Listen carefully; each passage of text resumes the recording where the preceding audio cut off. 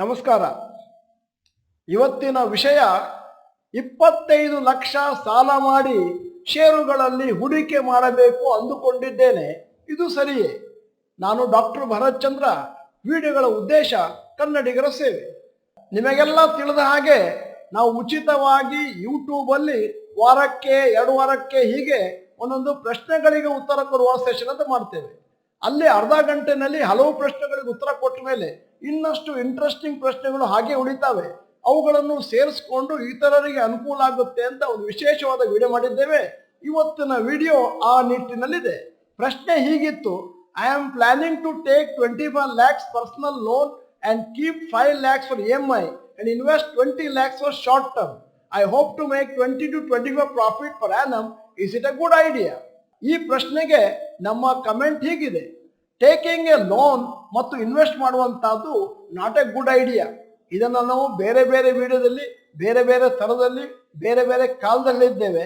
ಯಾಕಂತಂದ್ರೆ ನೀವೇನಾದ್ರೂ ಈ ರೀತಿ 25 ಲಕ್ಷ ಲೋನ್ ತಗೊಂಡ್ರೆ EMI ಅಂದಾಜು 75,000ದಿಂದ 1 ಲಕ್ಷ ಬರುತ್ತೆ ಪ್ರತಿ ತಿಂಗಳು, depending on your age and how long you been taking this personal loan. ಆದ್ದರಿಂದ 5 ಲಕ್ಷವನ್ನು ನಾನು ಸೈಡಲ್ಲಿಟ್ಟು 5 ತಿಂಗಳು ಅಥವಾ 6 ತಿಂಗಳು ನಾನು EMI ಕಟ್ತೇನೆ. ಅದಾದ್ಮೇಲೆ ನನ್ನ ಕೈಯಿಂದ ಕಟ್ಟಬೇಕು ಅಂತಂದ್ರೆ ಕಷ್ಟ ಆಗೋಗುತ್ತೆ. ನಾರ್ಮಲ್ ಸೋರ್ಸ್ ಆಫ್ ಇನ್ಕಮ್ ನಲ್ಲಿ ತಿಂಗಳಿಗೆ 75ರಿಂದ 1 ಲಕ್ಷ ಕಟ್ಟಕ್ಕಾಗೋದಿಲ್ಲ. ಮತ್ತೆ ಶಾರ್ಟ್ ಟರ್ಮ್ ಟ್ರೇಡಿಂಗ್ ನಲ್ಲಿ 20ರಿಂದ 30% ನಾವು ಆವರೇಜ್ ಆಗಿ ಎಕ್ಸ್ಪೆಕ್ಟ್ ಮಾಡಬಹುದು. ಆದರೆ ಆ ಹಣ ತಿಂಗಳಿಗೊಮ್ಮೆ ಬರುವುದಿಲ್ಲ ಮತ್ತು EMI ಕಟ್ಟಲಿಕ್ಕೆ ಸಾಕಾಗೋದಿಲ್ಲ. ಈಗ ಮೂರನೆಯ ಸಜೆಷನ್, ನಮ್ಮ ಸಲಹೆ ಏನು ಅಂತಂದ್ರೆ, ನೀವು ಲೋನ್ ತಗೊಳ್ಳೋ ಬದಲಾಗಿ ನಿಮ್ಮ ಹಣವನ್ನು ಸ್ವಲ್ಪ ಸ್ವಲ್ಪ ಉಳಿಸ್ಕೊಂಡು ಹೋಗಿ ಒಂದು 50,000ರಿಂದ 1 ಲಕ್ಷ ನಿಮ್ಮಲ್ಲಿ ಜಮಾ ಆದ್ಮೇಲೆ ಅದನ್ನು ಶಾರ್ಟ್ ಟರ್ಮ್ ಅಲ್ಲಿ ಬಳಸ್ಕೊಳ್ಳಿ. ಅದಾದ್ಮೇಲೆ ಆ ಕ್ಯಾಪಿಟಲ್ನ ಜಾಸ್ತಿ ಮಾಡ್ತಾ ಮಾಡ್ತಾ ಹೋಗಿ. ಈಗ 4ನೆಯ ಸಲಹೆ, ಸಾಮಾನ್ಯವಾಗಿ ಶಾರ್ಟ್ ಟರ್ಮ್ ಅಲ್ಲಿ ಮಾಡುವಂತ ಹಣವನ್ನು ನಾವು ಹೇಳೋದು ಅಡಿಷನಲ್ ಇನ್ಕಮ್. ಅದೇನು ನಿಮ್ಮ ಸ್ಯಾಲರಿ ಬರ್ತಾ ಇದೆ ಅದಕ್ಕೆ ಅಡಿಷನಲ್ ಆಗಿ ಯೂಸ್ ಮಾಡ್ಕೊಳ್ಬೇಕು.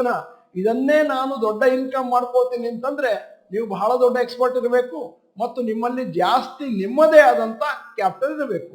ಆದ್ದರಿಂದ ಸಾಲ ತೆಗೆದುಕೊಂಡು ಷೇರಿನಲ್ಲಿ ಹಾಕುವಂತ ಐಡಿಯಾ ಯಾವತ್ತೂ ತಪ್ಪೆ. ಯಾಕಂದ್ರೆ ಪರ್ಸನಲ್ ಲೋನಿಗೆ ಅಂದಾಜು 15ರಿಂದ 18% ವರೆಗೂ ಬ್ಯಾಂಕ್ಗಳು ಚಾರ್ಜ್ ಮಾಡ್ತವೆ ಇಂಟ್ರೆಸ್ಟ್. ಮುಂದಿನ ಪ್ರಶ್ನೆ ಕೂಡ ಬಹಳ ಇಂಟ್ರೆಸ್ಟಿಂಗ್ ಇದೆ. Hi sir, what are the basic points to check fundamental analysis when it comes to a new company? ಅಂದ್ರೆ ಯಾವ್ದಾದ್ರು ಕಂಪನಿ IPOದಲ್ಲಿ ಬಂದಾಗ ನಾವು ಏನೇನು ನೋಡಬೇಕು ಫಂಡಮೆಂಟಲ್ ಅನಾಲಿಸಿಸ್. ನಮ್ಮ ಉತ್ತರ ಹೀಗಿದೆ: IPO ಅನೌನ್ಸ್ಮೆಂಟ್ ಆದಾಗ ಸಾಮಾನ್ಯವಾಗಿ ಅದರೊಟ್ಟಿಗೆನೆ ಆ ರೆಡ್ ಅಂಡ್ ಹೆರಿಂಗ್ ಪ್ರಾಸ್ಪೆಕ್ಟಸ್ ಜೊತೆನೆ 3 ವರ್ಷದ ಫೈನಾನ್ಷಿಯಲ್ಸ್, ರೆವಿನ್ಯೂ, ಪ್ರಾಫಿಟ್ಸ್ ಅನ್ನ ಆ ಕಂಪನಿಯವರು ಡಿಸ್ಕ್ಲೋಸ್ ಮಾಡಿರ್ತಾರೆ. ಅದನ್ನ ಮೊದಲು ಚೆಕ್ ಮಾಡಬೇಕು ಮತ್ತು ರೆವಿನ್ಯೂ ಮತ್ತು ಪ್ರಾಫಿಟ್ ಇದ್ದು ಆ ಕಂಪನಿ ಈಗಾಗಲೇ ಪ್ರಾಫಿಟ್ ಅಲ್ಲಿ ಇದೆ ಅಂತ ಖಾತ್ರಿ ಆದ್ರೆ ಮಾತ್ರ ನೀವು ಹಾಕ್ಬೋದು. ಹಲವು ಬಾರಿ ನಾವು ನೋಡಿದ್ದೇವೆ ಲಾಸ್ ಮೇಕಿಂಗ್ ಕಂಪನಿಯವರು ಮತ್ತು ಟರ್ನ್ ಓವರ್ ಚೆನ್ನಾಗಿಲ್ದಿದ್ದ ಕಂಪನಿಗಳು ಕೂಡ IPO ಬರ್ತವೆ. IPO ಬರೋ ಉದ್ದೇಶ ಏನು ಅಂತಂದ್ರೆ ಜನರಿಂದ ಒಂದಷ್ಟು ಹಣವನ್ನು ಈಸಿಯಾಗಿ ಸಂಗ್ರಹಣೆ ಮಾಡ್ಕೊಳ್ಳೋಣ. ಈಗ 2ನೆಯ ಪಾಯಿಂಟ್, ಕಂಪನಿಯವರು ಏನ್ ಬಿಸ್ನೆಸ್ ಮಾಡ್ತಾ ಇದ್ದಾರೆ, ಏನು ಪ್ರಾಡಕ್ಟ್, ಏನು ಸರ್ವಿಸ್ ಅಂತ ನೋಡ್ಬೇಕು. ಯಾಕಂದ್ರೆ ಸರ್ವಿಸ್ ಅಂತಂದ್ರೆ ಮಾರ್ಜಿನ್ ಸ್ವಲ್ಪ ಜಾಸ್ತಿ ಇರುತ್ತೆ, ಪ್ರಾಡಕ್ಟ್ ಅಂತಂದ್ರೆ ಮಾರ್ಜಿನ್ ಸ್ವಲ್ಪ ಕಮ್ಮಿ ಇರುತ್ತೆ ಸಾಮಾನ್ಯವಾಗಿ. ಈಗ 3ನೆಯ ಪಾಯಿಂಟ್, ಈ ತರದ IPOಗಳು ಮಾರುಕಟ್ಟೆಯಲ್ಲಿ ಬಂದಾಗ ನೀವು ಚೆಕ್ ಮಾಡಬೇಕು ಪ್ರಮೋಟರ್ಸ್ ಯಾರು. ಹಿಂದಿನ ದಿನಗಳಲ್ಲಿ ಈ ಪ್ರಮೋಟರ್ಸ್ ಬೇರೆ ಏನಾದರೂ ವೆಂಚರ್ ಮಾಡಿ ಅಲ್ಲಿ ಸಕ್ಸಸ್ ಅನ್ನು ಕಂಡುಕೊಂಡಿದ್ದಾರ ಅಥವಾ ಅಲ್ಲೇ ಏನಾದರೂ ಲಾಸ್ ಮಾಡ್ಕೊಂಡಿದ್ದಾರ. ಅದರಿಂದ ಕಂಪನಿಯ ಪ್ರಮೋಟರ್ಸ್ ನ ಹಿಸ್ಟ್ರಿ ತಿಳ್ಕೊಳ್ಳೋದು ಬಹಳ ಬಹಳ ಇಂಪಾರ್ಟೆಂಟ್. 4ನೇ ಪಾಯಿಂಟ್, IPOದ ವ್ಯಾಲ್ಯೂಯೇಷನ್ ಹೇಗಿದೆ when compare to the peers of the company ಅಂತಂದ್ರೆ ನೋಡ್ಕೋಬೇಕು ಬೇರೆ ಕಂಪನಿಗಳದ್ದು P ರೇಷಿಯೋ ಹೇಗಿದೆ compare to this particular company at this particular time. 5ನೇದ್ದು, IPO ಬಂದ ಸಮಯದಲ್ಲಿ ಬೇರೆ ಬೇರೆ ವೆಬ್ಸೈಟ್ಗಳಿಗೆ ಹೋಗಿ, ಉದಾಹರಣೆಗೆ ಚಾಣಕ್ಯ ಅಂತ ಹೇಳುವಂತ ಒಂದು ವೆಬ್ಸೈಟ್ ಇದೆ, ಅಲ್ಲಿ ಹೋದ್ರೆ ಆ IPOದ ಬಗ್ಗೆ ಒಂದಷ್ಟು ರೆಕಮೆಂಡೇಶನ್ಸ್ ಕೊಟ್ಟಿರ್ತಾರೆ. ಮತ್ತೆ ಅದನ್ನ ಪರ್ಚೇಸ್ ಮಾಡ್ಬೋದೋ ಬೇಡವೋ, ಮತ್ತೆ ಅದು ಜಾಸ್ತಿ ರೇಟಲ್ಲಿ ಇದೆಯೋ ಕಮ್ಮಿ ರೇಟಲ್ಲಿ ಇದೆಯೋ ಎಲ್ಲ ಇನ್ಫಾರ್ಮೇಶನ್ ಸಿಗುತ್ತೆ. 6ನೆಯ ಪಾಯಿಂಟ್, IPO ಅಂತಂದ್ರೆ ಹೊಸ ಕಂಪನಿ ಮಾರುಕಟ್ಟೆಗೆ ಬರುವಂತಹದ್ದು. ಅಂದರೆ ಈಗಾಗಲೇ ಪ್ರಾಫಿಟ್ ಅಲ್ಲಿರುವ ಕಂಪನಿಗಳು ಬೇಕಾದಷ್ಟು ಇರೋದ್ರಿಂದ ನೀವು ಯಾಕೆ ಸ್ಪೆಕ್ಯುಲೇಷನ್ ಮಾಡಕ್ ಹೋಗ್ತೀರಿ ಅನ್ನುವಂತ ಪ್ರಶ್ನೆ ಕೂಡ ಬರುತ್ತೆ. ಆದ್ದರಿಂದ ಮುಂದಿನ ದಿನಗಳಲ್ಲಿ ಈ ಕಂಪನಿಯಲ್ಲಿ ಪ್ರಾಫಿಟ್ ಬರುತ್ತೆ ಅಂತ ಊಹೆ ಮಾಡೋ ಬದಲು ಈಗಾಗಲೇ ಚೆನ್ನಾಗಿರುವ ಕಂಪನಿಗಳಲ್ಲಿ ಅಂದ್ರೆ ಎಷ್ಟೋ ವರ್ಷದಿಂದ ಒಳ್ಳೆ ರಿಟರ್ನ್ಸ್ ಕೊಡ್ತಾ ಇರುವಂತ ಕಂಪನಿಗಳನ್ನು ಸೆಲೆಕ್ಟ್ ಮಾಡ್ಕೊಂಡು ಹಾಕೊಂಡ್ರೆ ಸ್ಪೆಕ್ಯುಲೇಷನ್ ಇರುವುದಿಲ್ಲ ಮತ್ತು ರಿಸ್ಕ್ ಇರುವುದಿಲ್ಲ.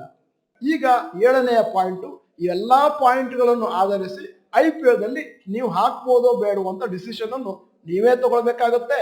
ಮತ್ತೆ ಅಕಸ್ಮಾತ್ ವೆಬ್ಸೈಟ್ಗಳಲ್ಲಿ ಹೋಗಿ ಇತರರು ಏನ್ ಹೇಳಿದ್ದಾರೆ ಅಂದ್ರೆ ನಾನು ಮಾತಾಡ್ತಾ ಇರೋದು ಜನರಲ್ ಪಬ್ಲಿಕ್, ಅವುಗಳನ್ನು ಆಧರಿಸಿ ಹಣ ಹಾಕ್ಲಿಕ್ಕೆ ಹೋಗ್ಬೇಡಿ.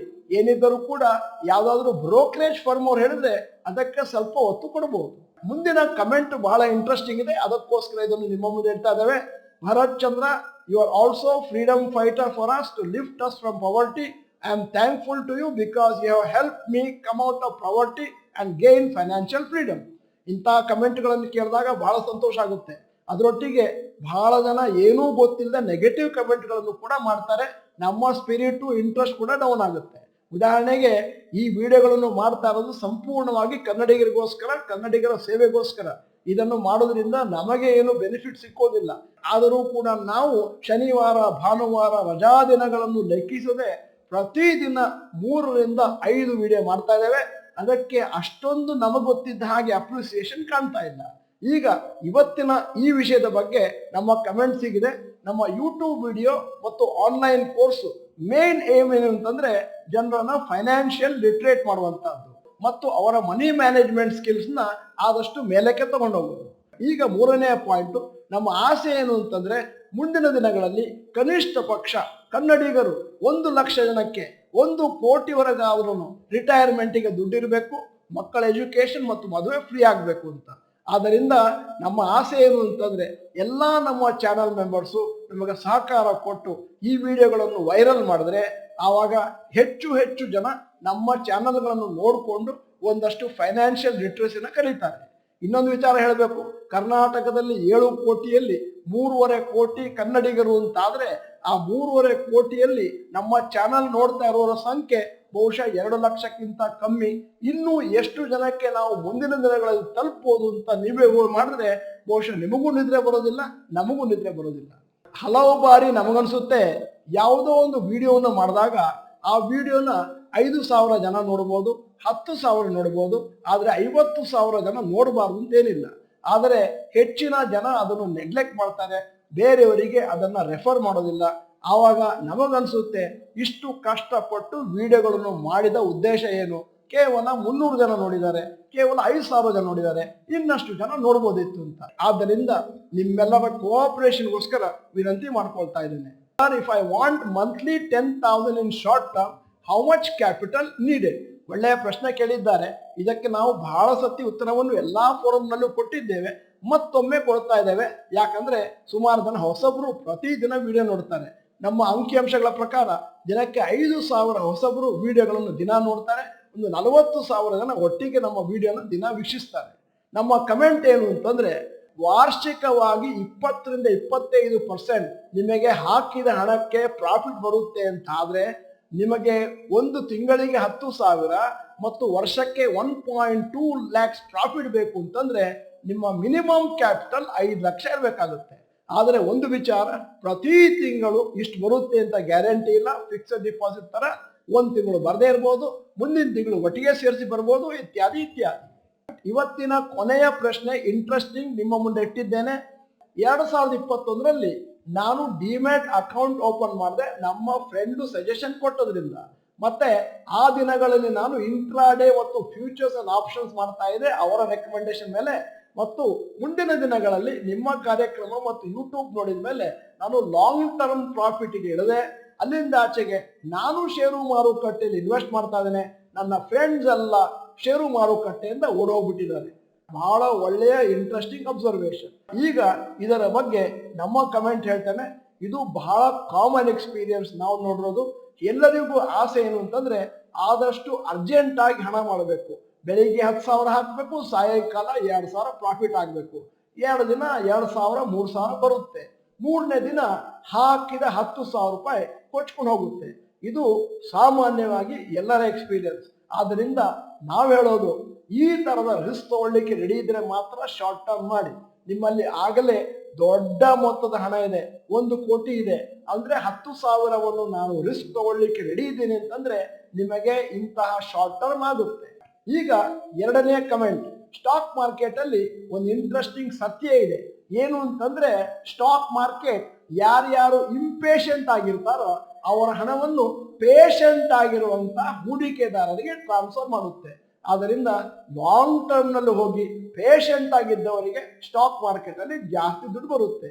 ಮೂರನೇದು, ಇಂಟ್ರಾಡೇ ಟ್ರೇಡಿಂಗ್ ಮತ್ತು ಫ್ಯೂಚರ್ಸ್ ಅಂಡ್ ಆಪ್ಷನ್ಸ್ ಅಂತ ಇರುವಂತಹದ್ದು ಬಹಳ ಹೈ ರಿಸ್ಕ್ ಎಪಿಟೈಟ್ ಇರುವವರಿಗೆ ಮತ್ತು ಹೈ ಕ್ಯಾಪಿಟಲ್ ಇರುವವರಿಗೆ ಅಂತವರಿಗೆ ಅನುಕೂಲ ಆಗುತ್ತೆ. ಅದೇ ನೀವೇನಾದರೂ ಕ್ಯಾಪಿಟಲ್ ಇಲ್ಲದೆ, ರಿಸ್ಕ್ ಎಪಿಟೈಟ್ ಇಲ್ಲದೆ, ಇಂತಹ ಕಾರ್ಯಾಗಾರಗಳನ್ನು ತೆಗೆದುಕೊಳ್ಳದೆ ನೀವೇನಾದರೂ ಮುಂದಿನ ದಿನಗಳಲ್ಲಿ ಈ ತರ ಶಾರ್ಟ್ ಟರ್ಮ್ ಮಾಡ್ಲಿಕ್ಕೆ ಹೋದ್ರೆ ಕೈ ಸುಟ್ಟುಕೊಳ್ಳುವುದು ಗ್ಯಾರಂಟಿ. ಸೇಬಿಯವರ ಅಂಕಿಅಂಶಗಳ ಪ್ರಕಾರ 90% ಜನ ಹಣ ಕಂಡುಕೊಂಡವರು futures and options intraday trading ಮಾಡಿದವರು. ಆದ್ದರಿಂದ ಎಲ್ಲರಿಗೂ ನನ್ನ ಸಲಹೆ, ಹುಷಾರಾಗಿರಿ. ಈಗ ಈ ವಿಡಿಯೋದ ಕೊನೆಯಲ್ಲಿ ಒಂದು ಪ್ರಶ್ನೆ ಕೇಳ್ತಾ ಇದ್ದೇನೆ. ನೀವು ಷೇರು ಮಾರುಕಟ್ಟೆಯಲ್ಲಿ ಹಣವನ್ನು ಇನ್ವೆಸ್ಟ್ ಮಾಡ್ತಾ ಇದ್ರಿ ಯಾರ ಮೋಟಿವೇಶನ್ ಮೇಲೆ? 4 ಚಾಯ್ಸ್ಗಳು ನಿಮ್ಮ ಮುಂದೆ: friends and family, YouTube videos and social media, self awareness and others. ಸರಿಯಾದ ಉತ್ತರವನ್ನು ಚಾಟ್ ಬಾಕ್ಸ್ ನಲ್ಲಿ ಟೈಪ್ ಮಾಡಿ. ನೀವು ಡಾಕ್ಟರ್ ಭರತ್ ಚಂದ್ರ ಇನ್ಸ್ಟಿಟ್ಯೂಟ್ ಕನ್ನಡ ಚಾನೆಲ್ ಮೆಂಬರ್ ಅಲ್ಲ ಅಂತಂದ್ರೆ ಇದೀಗ ಸಮಯ, ಸಬ್ಸ್ಕ್ರಿಪ್ಷನ್ ಬಟನ್, ಬೆಲ್ ಐಕಾನ್ ಒತ್ತಿ. ವಿಡಿಯೋ ಚೆನ್ನಾಗಿದ್ರೆ ಲೈಕ್ ಬಟನ್ ಒತ್ತೋದನ್ನು ಮರಿಬೇಡಿ. ವಿಡಿಯೋನ ನಿಮ್ಮ ಎಲ್ಲಾ ಸ್ನೇಹಿತರಿಗೂ ಫಾರ್ವರ್ಡ್ ಮಾಡಿ. ವಿಡಿಯೋನ ಸಂಪೂರ್ಣವಾಗಿ ನೋಡಿದ್ದಕ್ಕೆ ಧನ್ಯವಾದಗಳು. ನಮಸ್ಕಾರ.